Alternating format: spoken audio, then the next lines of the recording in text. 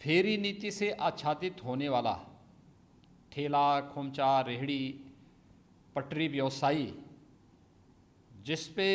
मार पड़ी है, ये डेली कमाने वाला वर्ग है। हम लोगों ने उत्तर प्रदेश में पहले ही इन सब को आच्छादित करके खाद्यान्न के साथ साथ इन्हें भरण पोषण भत्ता देने की व्यवस्था की, और मैं आभारी हूँ कि आज इन सब को इस पैकेज के दायरे में ला करके इन्हें 10,000 रुपये तक का लोन देने की, आसान किस्तों में लोन देने की व्यवस्था इस पैकेज में देने का कार्य हुआ है। देश का लगभग 4 करोड़ यह ठेला और पटरी व्यवसायी इससे लाभान्वित होगा, और कोरोना संकट के उभरने के साथ ही उसे अपना व्यवसाय तेज़ी के साथ आगे बढ़ाने में मदद मिलेगी। इसके साथ ही प्रवासी श्रमिकों के बारे में जो कार्य योजना आज घोषित हुई है, एक बहुत बड़ा कार्य है ये। और ख़ास तौर पर इस समय हम लोगों ने देखा कि प्रवासी श्रमिक जब लॉकडाउन के दौरान पूरी तरह बंदी हुई है, तो उस दौरान भी जिस प्रकार का कार्य देखने को, जिस प्रकार की स्थिति देखने को मिला कि बड़ी संख्या में एक राज्य से अपने घर के लिए श्रमिकों ने जाना प्रारंभ किया, उन स्थितियों में भी हम लोग इस चीज़ को देख सकते हैं कि इन सभी के लिए 2 प्रकार की सुविधाएं, एक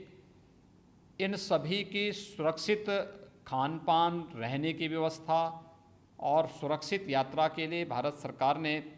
राज्य सरकारों के साथ श्रमिक स्पेशल ट्रेन तो लगाई ही है, लेकिन साथ साथ उनके खाने रहने के लिए भी राज्यों के साथ आपदा राहत निधि से सहयोग देने का जो प्रावधान किया है वो तो स्वागत योग्य था ही। आगामी 2 महीनों के लिए इन सभी श्रमिकों को 2 माह तक 5 किलो गेहूं और चावल तथा 1 किलो दाल देने की व्यवस्था का प्रावधान किया जा रहा है। इसको भी हम पहले ही यहाँ पर हम लोगों ने खाद्यान्न के पैकेट, राशन किट के रूप में उपलब्ध करवाने की व्यवस्था कर रहे थे। स्वाभाविक रूप से सर्वाधिक प्रवासी श्रमिक उत्तर प्रदेश के अंदर आया है। अब तक 11 लाख से अधिक प्रवासी श्रमिक आ चुका है। मेरा अनुमान है कि आगामी एक सप्ताह में ये बढ़कर के 20 से 20 लाख से ऊपर जाएगी। इन सभी प्रवासी श्रमिकों को भी एक नई राहत इससे मिलेगी। इसके अलावा इन प्रवासी श्रमिकों के साथ ही मिडिल क्लास के उन लोगों को, लोअर मिडिल क्लास के उन लोगों को जिनके पास अपनी आवासीय सुविधा नहीं थी, उन लोगों के लिए भी एक जो व्यवस्था तय की जा रही है कि इनको सस्ते में किराए पे मकान मिल सके या इनके पास अपने मकान हो सकें,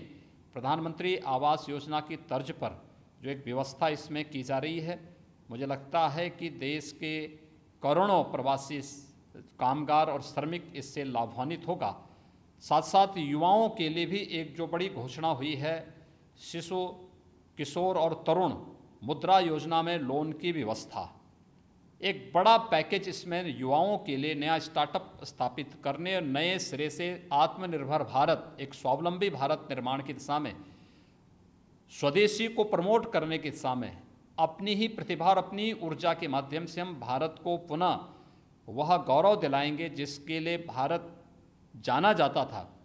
उसके लिए जो